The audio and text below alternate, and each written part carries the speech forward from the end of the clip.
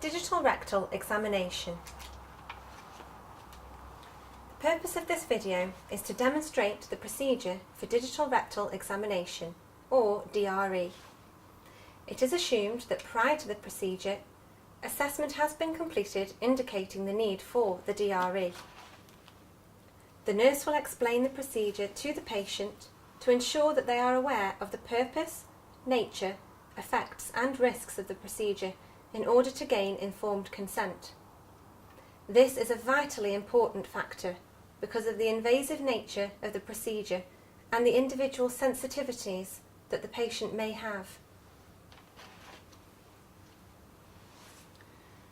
I will have washed my hands before meeting my patients, and I will ask them if they wish to use the toilet before I begin the procedure, as a full bladder may cause discomfort. Then I'm going to gather my equipment together. I'm going to need a procedure sheet, non-sterile gloves, an apron, some gauze swabs and some lubricating gel.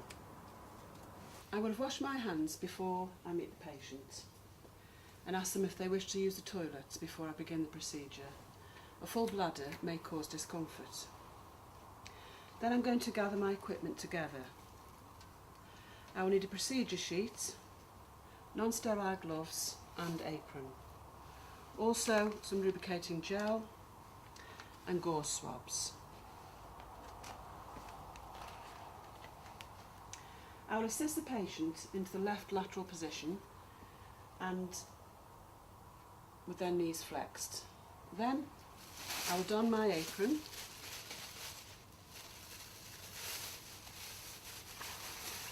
and my gloves and place the procedure sheet beneath the patient.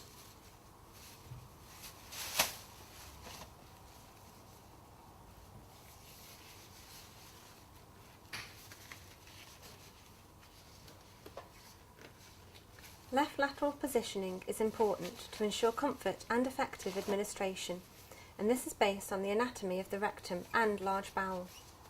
If patients are unable to adopt this position for whatever reason, it should be documented in the nursing care plan. I will ensure privacy and dignity and place the procedure sheet underneath the patient before I begin the procedure.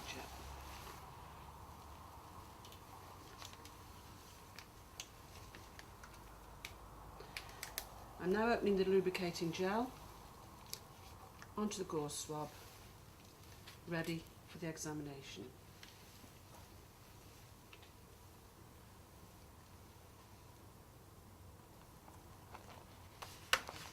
I'll cover my index finger in the lubricating gel. Oh, hang on, let's go back. Sorry, I thought you wanted. That's why I was pausing, sorry. Yeah. Did I move it too early? Right, so I'll go back onto the tray, Yes. do the bit on the tray that you're about to do, then pause, I'll move over to there. Push the covers back up though, because you had already done that bit. Yes. So I'll leave those like that. Just start from doing that bit there. I will cover my index finger in the lubricating gel, ready to start the procedure. I will advise the patient that I'm about to start, and I'll encourage them to breathe deeply to help them to relax. Removing the cover, I will take a moment to observe the anal area. I'm observing here for any signs of excoriation, any tissue breakdown, tissue fragility, any swelling, and also any signs of underlying pathology, such as a rectal prolapse, hemorrhoids, skin tags, any bleeding, or any infestation. Once I've checked that, I will then again remind the patient that I'm about to start and very gently insert the lubricated index finger. When I insert the finger, I'm assessing three things: the tone, the sensation, and the presence of fecal material. To assess the tone, I would expect to feel resistance as the finger is inserted. This indicates good anal tone. If I want to check that further, I can ask them to squeeze around my finger, or push down or pull up. Sensation is really noting if the patient is in any pain or discomfort. Is that what we expect from the assessment that we've undertaken? Finally, we'd make a sweeping movement around the anal canal to assess for the content. Is the rectum full? Is it empty? If there is stool in the rectum, what type of stool is this? Thinking about the Bristol stool scale. So when we've checked the tone, sensation, presence of faecal material, we now advise the patient that we're very gently going to remove our finger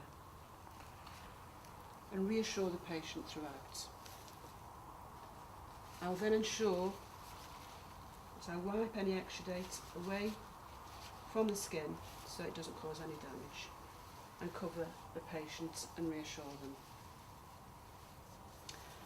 I will remove my gloves and apron and dispose of them according to local policy.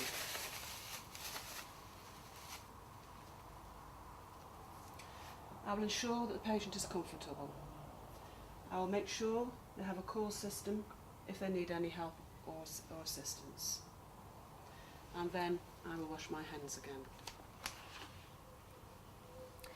The nurse will then document in the nursing notes that informed consent was gained and the clinical outcomes, including the tone, sensation, consistency, including amount, colour and type of stool passed, and any signs of underlying pathology. If any underlying pathology is observed during the procedure, then this should be documented and referred on.